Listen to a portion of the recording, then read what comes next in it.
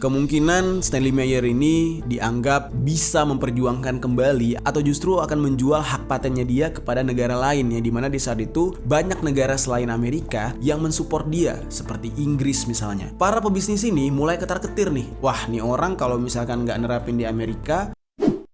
Yo geng, tekan tombol subscribe geng.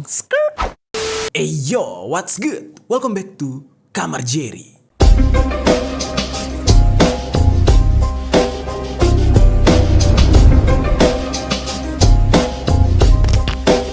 Geng, di dunia ini para ilmuwan sudah banyak sekali membeberkan penemuan-penemuan yang sebenarnya bisa mempermudah kehidupan manusia. Salah satunya adalah Nikola Tesla. Mungkin untuk di zaman modern sekarang, ketika kita searching nama Tesla, yang keluar adalah sebuah produk brand mobil listrik milik Elon Musk. Di balik semua itu, ya pastilah kalian semua sudah tahu ya, nama Tesla itu diambil dari seorang penemu jenius, yang mana hasil penemuannya itu banyak sekali dicurangi, banyak sekali dihalang-halangi karena dianggap tidak berpihak kepada pengusaha atau tidak menguntungkan para elit. Salah satunya adalah pembangkit listrik yang dia buat. Dia membuat sebuah tower pembangkit listrik yang mana itu seharusnya bisa menciptakan listrik gratis terhadap umat manusia. Jadi kita tidak perlu bayar listrik, gratis, dan semuanya bisa menikmati sama rata. Kalau kalian ingin mendengarkan cerita lengkap tentang Tesla, kalian bisa cek di list video Kamar Jerry. Gue udah pernah jelasin setahun lalu, dan di sana lengkap ya bagaimana endingnya Tesla sang penemu jenius ini berakhir sangat menyedihkan atau sangat tragis gara-gara dia berniat ingin mensejahterakan seluruh umat manusia. Hari ini nih geng, gue pengen ngebahas satu kisah lain juga tentang sebuah penemuan. Ini menurut gue cukup unik dan seru untuk kita bahas karena menjadi informasi atau ilmu yang baru untuk kita nih geng. Nah, kalau kemarin kita udah banyak ngebahas tentang kasus-kasus eksekusi, hari ini kita bahas tentang ilmu pengetahuan. Jadi ini menyangkut dengan bahan bakar minyak, yang mana seperti kita ketahui bahan bakar minyak atau minyak bumi itu benar-benar menjadi tolak ukur atau levelnya bisa menyamai nilai daripada logam mulia. Minyak bumi berhasil membuat banyak negara-negara jadi sejahtera. Salah satu contohnya adalah Arab dan Rusia. Bahkan Rusia bisa mengontrol negara barat yang sudah bergabung di dalam Uni Eropa atau bahkan NATO dengan minyak mereka. Sebegitu pengaruhnya minyak bumi geng, karena ya setiap aktivitas kita sekarang kita tidak bisa lepas dari yang namanya minyak bumi. Even kalian cuma naik sepeda, kalian tetap butuh minyak bumi. Karena kenapa? Ya ada pabrik-pabrik tekstil, pabrik makanan, semuanya digerakkan dengan bahan bakar fosil alias minyak bumi. Tapi geng, di dalam sejarah ternyata pernah tercatat sebuah penemuan yang sebenarnya bisa mempermudah kehidupan manusia dan sangat mudah untuk didapatkan. Tidak perlu menambang, tidak perlu ada korban jiwa, dan tidak dikuasai oleh satu negara aja. Ya mungkin ada beberapa negara yang langka ya barang ini, tetapi bisa dikatakan 90% negara di dunia mempunyai bahan dasar ini, yaitu air. Jadi pembahasan kita akan membahas seorang ilmuwan penemu bahan bakar air yang mampu menggantikan bahan bakar minyak. Namun sayangnya ilmuwan yang satu ini harus berakhir mengenaskan karena dia dieksekusi secara misterius oleh para elit pebisnis minyak bumi. Oke, langsung aja kita bahas tentang kisah Stanley Meyer di sisi lain.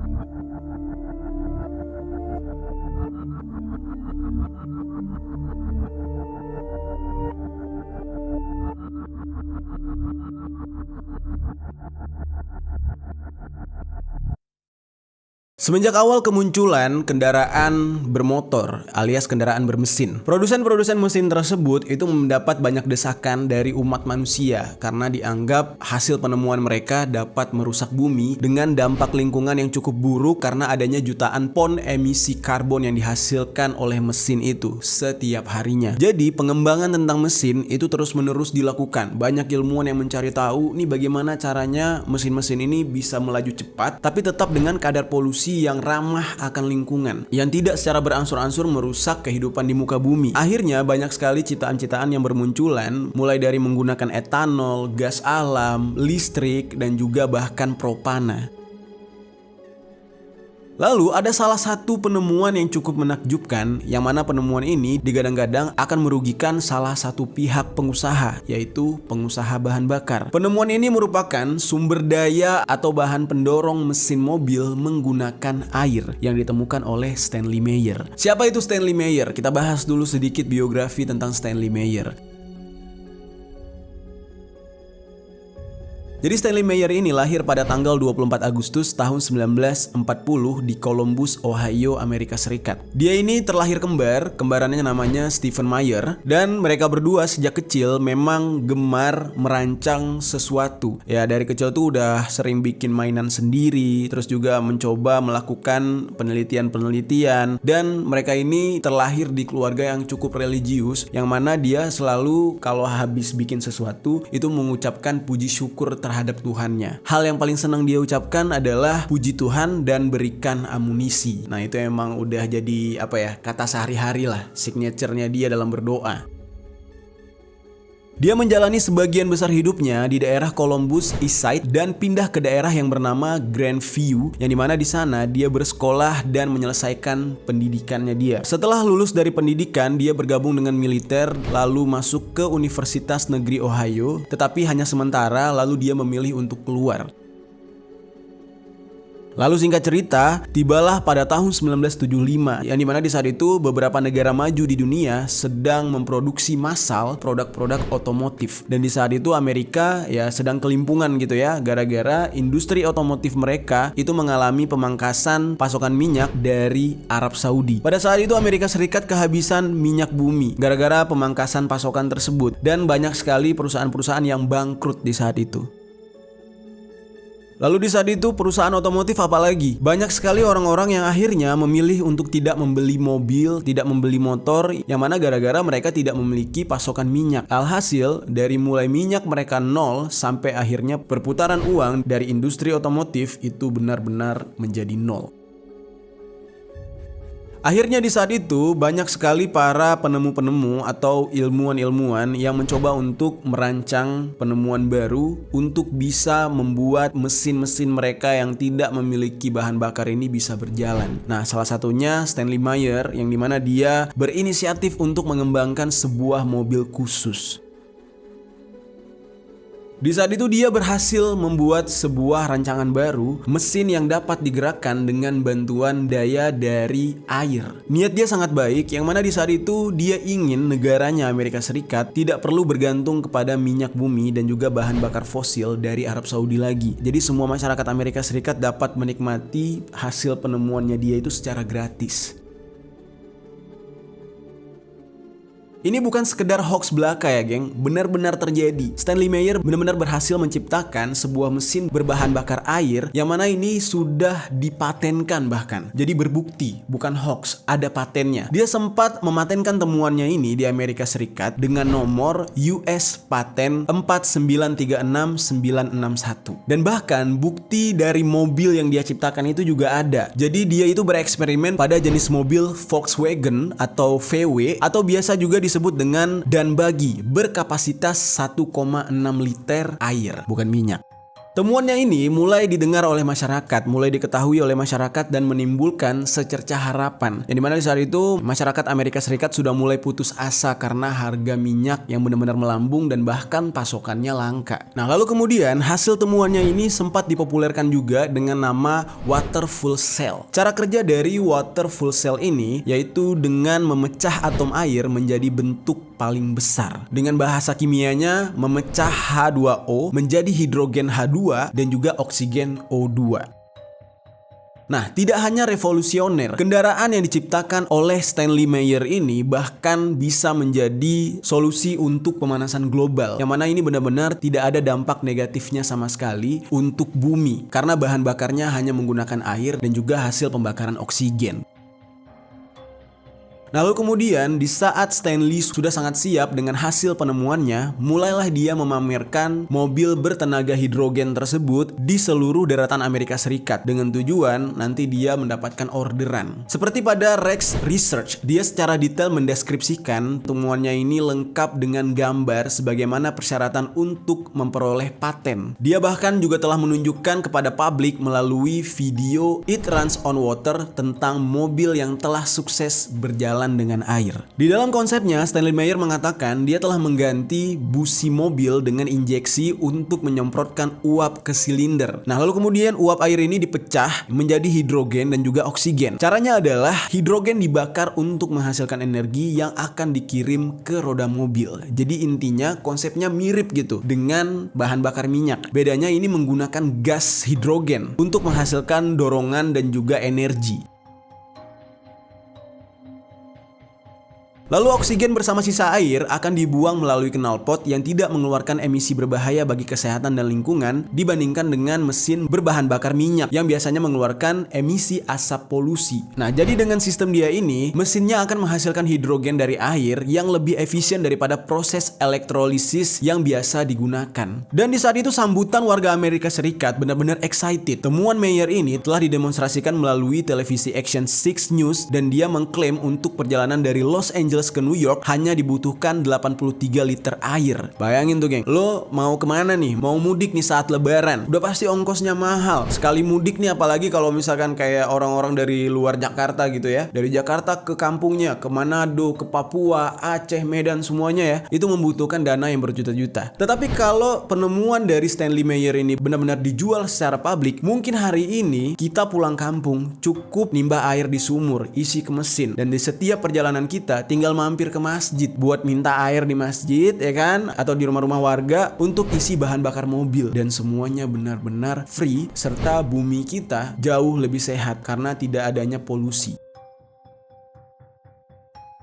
Setiap orang yang melihat mobil ini benar-benar merasa kagum karena inovatif dan revolusionernya seluruh konsep yang disajikan oleh Stanley Meyer. Lalu mulai saat itu Stanley Meyer ini langsung menerima begitu banyak liputan media dan dia dihubungi oleh banyak pihak termasuk ilmuwan, profesor, ahli kimia, hingga militer bahkan mengakui kehebatan mesin buatan Stanley Meyer ini. Tidak hanya kagum, setelah Stanley Meyer ini membreakdown atau mempresentasikan cara kerja mesinnya dia, banyak sekali ilmuwan-ilmuwan yang setuju dengan konsep atau teori dari Stanley Meyer. Mereka sepakat bahwa sel bahan bakar Meyer dapat mengubah air menjadi bahan bakar hidrogen dengan teknologi elektrolisis. Karena itu banyak investor yang di saat itu mau mensupport penemuannya. Karena kalau misalkan sekarang nih ya, memang kalau kita lihat dunia atau banyak negara-negara sedang mengembangkan yang namanya kendaraan dengan energi listrik. Tesla, ada Wuling, ada Hyundai, bahkan BMW dulu pernah bikin yang hybrid, tahu nggak, BMW i8 dulu di Indonesia tuh rame gara-gara si Atta Halilintar pernah pakai gitu ya. Nah itu udah mulai listrik tuh, semi listrik, hybrid. Kalau dibandingkan dengan bahan bakar air, mobil bertenaga listrik ini nggak ada apa-apanya, masih jauh lebih ramah yang bertenaga air. Karena kenapa? Kalau kita berbicara tentang listrik, kita membutuhkan energi listrik untuk menghidupkan mobil tersebut, yang artinya kita harus mencharger mobil tersebut. Sementara masih banyak di bumi ini pembangkit listrik yang menggunakan bahan bakar minyak. Jadi sama aja gitu ya, muternya di situ-situ juga, lingkaran setannya sama gitu. Walaupun pakai listrik, tetapi listriknya dihasilkan dari mesin bertenaga solar, bertenaga bahan bakar fosil. Jadi sama aja. Nah, seandainya penemuan Stanley di saat itu benar-benar diperjualbelikan secara global dan publik, pasti dunia kita akan jauh lebih sehat. Nah, tapi sayangnya penemuan Stanley ini di kemudian hari mendapatkan penolakan. Sekarang kita bahas tentang penolakan hasil temuan Stanley Meyer ini dan akhir hidupnya yang begitu tragis.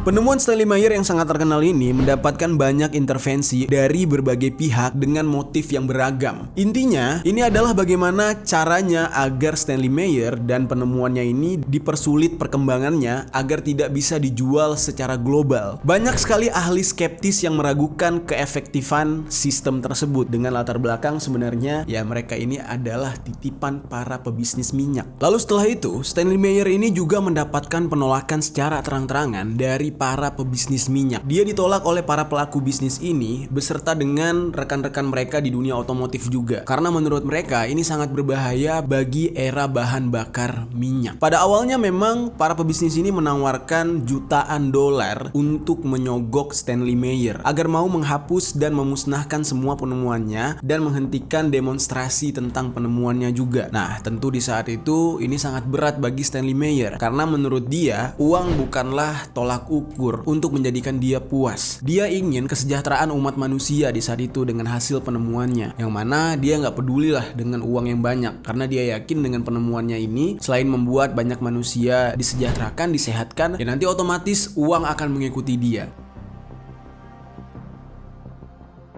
Lalu tepat pada tahun 1989, kantor paten Amerika Serikat memberi Stanley preferensi khusus karena inovasinya dan kebanyakan dari mereka biasanya diterima. Dan saking kerennya nih ya, hak paten untuk penemuan Stanley ini hanya membutuhkan waktu 8 bulan untuk diterapkan dan keluar hasilnya. Berbeda sekali dengan hak paten penemuan yang lain, biasanya membutuhkan waktu 1 tahun hingga 2 tahun lebih. Karena di dalam hal ini, pihak Badan Paten Amerika Serikat menganggap teknologi dan aplikasi Meyer sudah maju secara teknologi dan malah lebih maju daripada zamannya sendiri. Jadi di saat itu dianggap penemuannya itu terlalu cepat. Ibaratnya belum saatnya ditemukan, Meyer sudah berhasil menemukannya. Jadilah pada saat itu, kelengkapan dokumen dan juga pengajuan hak paten sedang berjalan, baru saja diajukan gitu ya. Nah, sementara itu, Stanley Meyer bekerja di Bethel Foundation yang ada di Ohio, yang merupakan sebuah perusahaan yang berbasis pada penelitian serta pengembangan teknologi untuk kemanusiaan yang lebih besar. Jadi sebagian besar patennya Stanley Meyer itu dikembangkan di perusahaan ini. Lalu karena dia ini seorang ilmuwan yang cukup cerdas, dia juga terlibat dalam program Gemini Space dengan pihak NASA. Perkembangan signifikan Meyer dalam teknologi kedirgantaraan adalah sebuah sistem pengumpanan energi pada konsep EBED atau tulisannya EBED yang merupakan bagian dari proyek Star Wars. Lalu kemudian pada tahun 1993, Stanley Meyer ini memenangkan penghargaan Inventor of the Year dan mendapat dukungan yang cukup besar dari negara lain seperti Kanada, Inggris, dan Swedia. Jadi di saat itu namanya udah cukup terkenal dan cukup besar, geng. Nah, yang mana kalau misalkan ada sebuah kecurangan, otomatis nih bakal ke framing banget. Orang-orang kayak gini biasanya bakal dilindungi negara gitu ya. Karena ilmunya dia itu sebagian besar orang ingin memiliki, tetapi sebagian besar orang juga iri terhadap dia, tidak mau dia berkembang. Lalu singkat cerita, ini tiba-tiba semua yang diciptakan oleh Stanley Meyer harus runtuh karena ada sebuah tuduhan yang harus dia hadapi pada tahun 1996 yang dimana Stanley Meyer ini dibawa ke pengadilan di Ohio karena tuduhan penipuan. Tuduhan yang diutarakan kepada Meyer ini banyak datang dari para pengacara yang mengatakan temuan Stanley Meyer adalah curang dan tidak sah katanya. Di dalam dakwaannya itu berisi kalimat kayak gini. Sel bahan bakar air miliknya menggunakan teknologi sel bahan bakar elektrolisis yang sudah dikembangkan dan hanya dipasarkan sebagai ide orisinal. Di dalam tulisan ini jujur sebenarnya gue nggak terlalu paham ya maksudnya tuh arahnya kemana gitu. Tapi yang jelas tuduhan terhadap Meyer ini benar-benar menyeret dia ke meja hijau.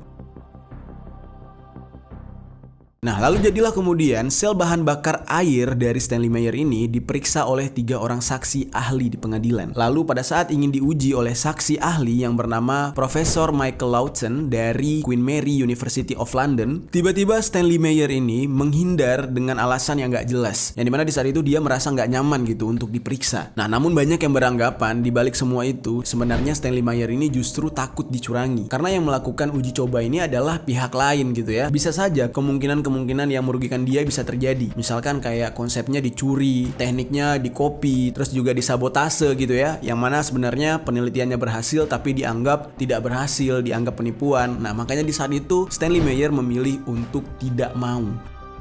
Kemudian hal ini menjadi santapan yang sangat empuk bagi media-media di saat itu. Karena Stanley Meyer ini tidak mau penelitiannya diuji coba, dites oleh pihak lain. Langsung di saat itu media mengatakan kalau Stanley Meyer ini benar-benar seorang penipu dan dia tidak berani membuktikan kalau bahan bakar air yang dia ciptakan ini asli. Padahal nih geng ya, sebelum adanya uji coba ini, Stanley Meyer sudah memperlihatkan, sudah mendemonstrasikan kalau memang mesin buatan dia yang menggunakan menggunakan bahan bakar air itu benar-benar works, benar-benar bekerja dan bisa dipasarkan secara global. Dia berani menjamin. Jadi dari segi mana dia menipu gitu kan? Kalau dia udah berani jual ke semua orang dengan garansi penuh, ya nggak mungkin dong dia menipu. Otomatis kan bakal ketahuan di saat orang-orang itu beli gitu kan. Nah akhirnya di dalam hal ini banyak investor yang mulai ke-trigger dengan pemberitaan negatif ini. Para investor ini mengklaim kalau Stanley Meyer tidak melakukan sesuatu yang revolusioner dan hanya melakukan pencucian uang katanya. Nah lalu pihak pengadilan memerintahkan Meyer untuk membayar kembali atau mengembalikan semua uang investor yang sudah menentang dia dan diklaim tidak sah dan juga digambarkan sebagai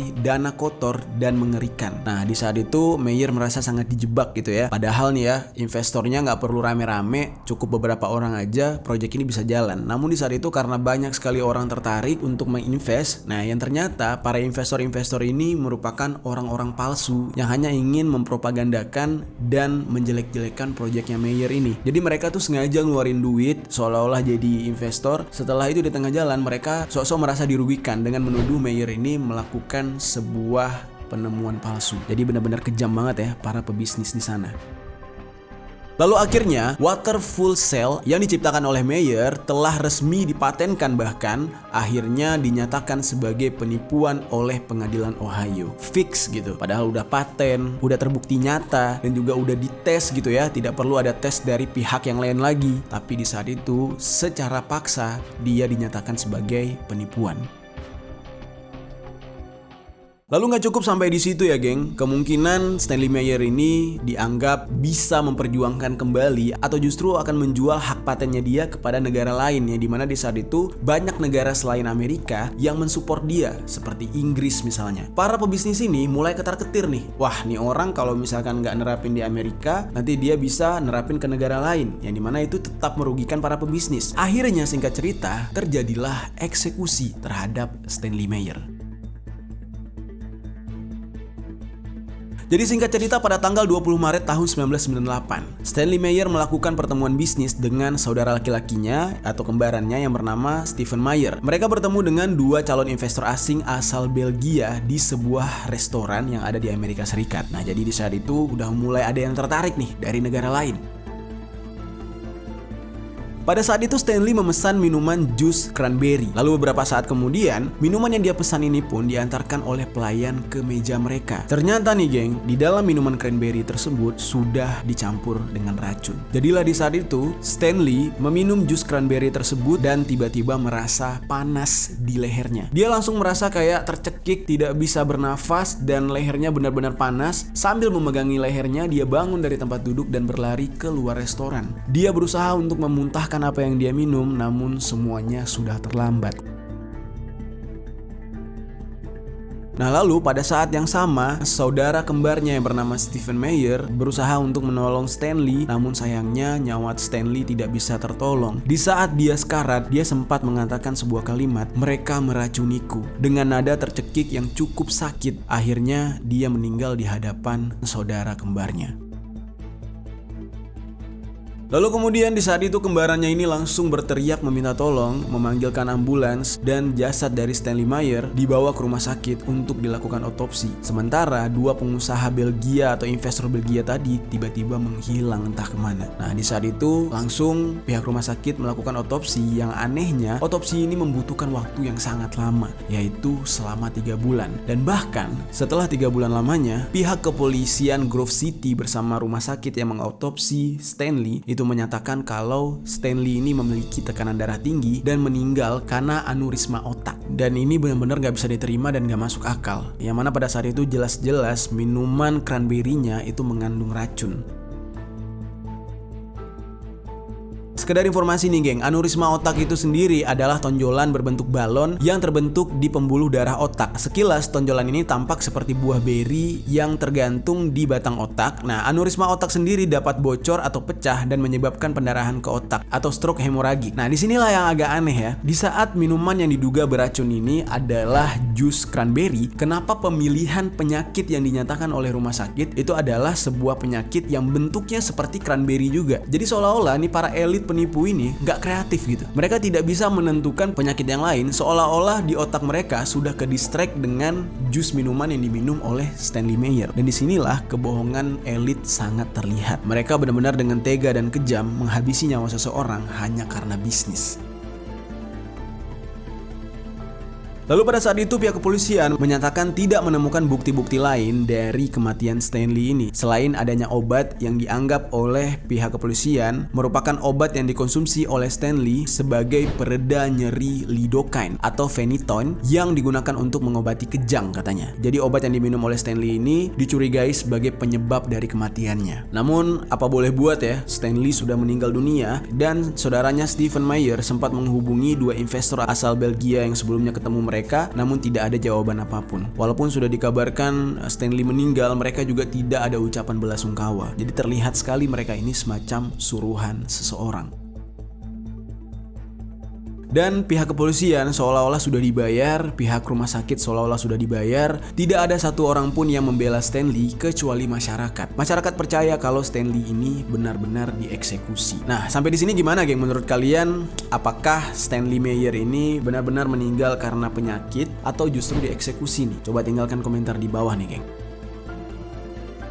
Lalu kelanjutannya nih geng ya, ada hal yang benar-benar membingungkan dalam kasus ini. Ini sebenarnya ya sudah ketebak lah alurnya ya. Tiba-tiba nih geng, seminggu setelah kematian Stanley, mobil hasil penelitian Stanley yang dijuluki dengan Dan Buggy atau mobil VW bertenaga air tadi, itu tiba-tiba dicuri di garasi Stanley bersamaan dengan semua instrumen penemunya. Dokumen-dokumennya, catatannya Stanley, semuanya konsep itu semua dicuri. Nah lalu kemudian saudaranya yang bernama Stephen Meyer mengejar si pencuri, mencari si pencuri ini ada di mana, sampai pada akhirnya mobil Dan Buggy ini berhasil ditemukan lagi. Namun sayangnya dokumen serta konsep-konsepnya sudah lenyap, tidak bisa ditemukan. Jadilah di saat itu meskipun Stanley Meyer dianggap kalah dalam persaingan bersama para pebisnis, dia tetaplah berlian di mata masyarakat dan juga di mata keluarganya. Terutama saudara kembarnya Stephen menganggap biarlah dunia bersikap curang kepada Stanley. Yang penting Stanley sudah berniat baik dan penemuan Stanley ini merupakan sebuah inovasi yang benar-benar menakjubkan di abad itu.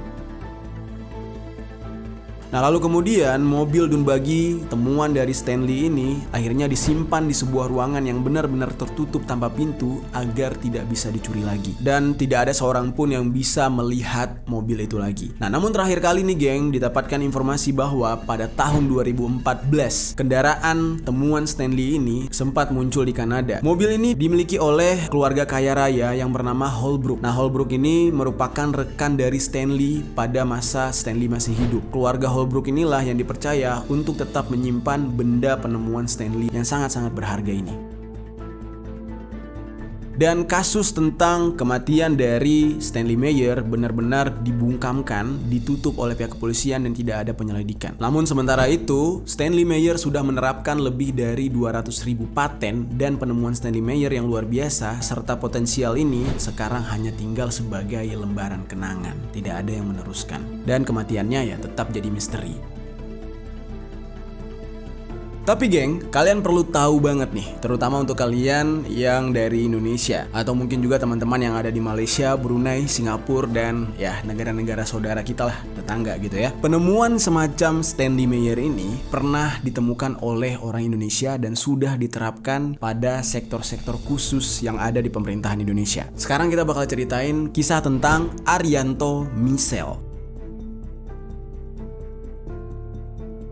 Kisah dari Stanley Meyer itu banyak menginspirasi banyak orang. Banyak yang tiba-tiba mencoba hal yang sama dengan Stanley Meyer, yaitu melakukan uji coba mesin dengan bahan bakar air. Bahkan beberapa brand ternama atau brand besar sempat menerapkan teori atau sistem yang diciptakan oleh Meyer. Salah satu contohnya adalah mobil berbahan bakar air yaitu Toyota Mirai dan juga Honda Clarity.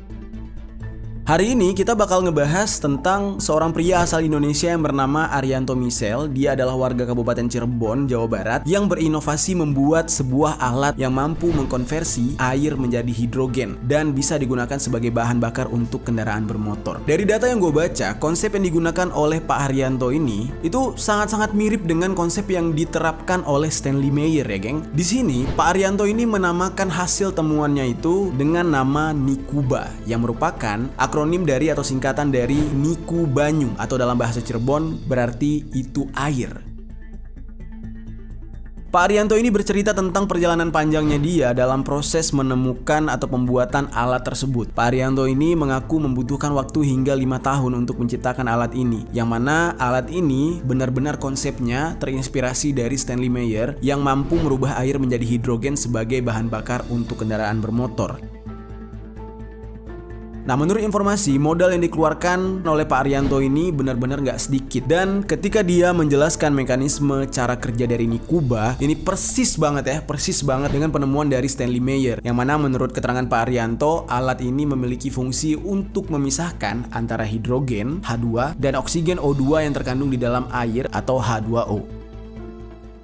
Nah, hidrogen ini nantinya akan masuk ke dalam ruangan pembakaran mesin, sementara oksigennya akan kembali dielektrolisis menjadi hidrogen untuk kembali ke ruangan pembakaran mesin. Jadi konsepnya tuh sama banget. Nah, untuk sekitar 1 liter air yang ada di dalam Nikuba ini diklaim mampu menempuh perjalanan dari Cirebon sampai Semarang. Yang mana ini jaraknya kalau bolak-balik tuh 500 meter lah kurang lebih. Dan itu hanya membutuhkan 1 liter air. Nah, tetapi ada syaratnya nih, geng. Air yang digunakan di dalam alat Nikuba ini hanyalah air yang sudah tidak memiliki kandungan logam berat. Jadi sudah melalui proses terlebih dahulu. Nah, kemunculan alat Nikuba ciptaan Pak Arianto ini mengalami pro dan kontra di Indonesia karena ya itu tadi, mampu menjadi pengganti bahan BBM. Ingat ya, di balik itu semua ada pebisnis. Nah, sejauh ini alat penemuan Pak Arianto ini telah terpasang di sebanyak 30 unit motor dinas milik TNI dari Kodam 3 Siliwangi. Dan Nikuba milik Pak Arianto ini juga dipasangkan di 1 unit motor dinas milik anggota TNI dari Koramil Lemah Abang.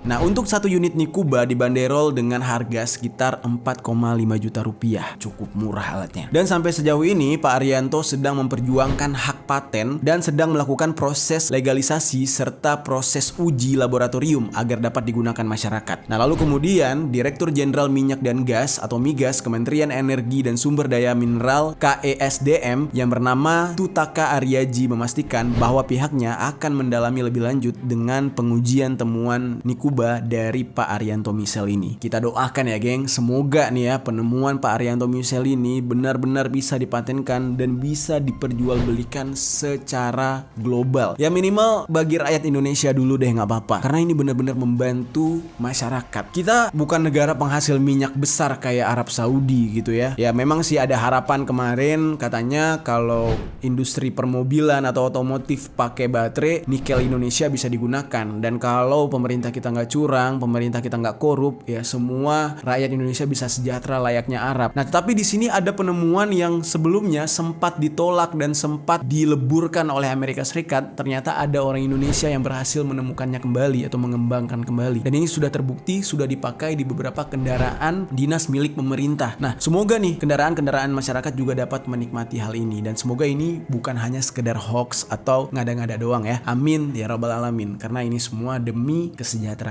rakyat Indonesia.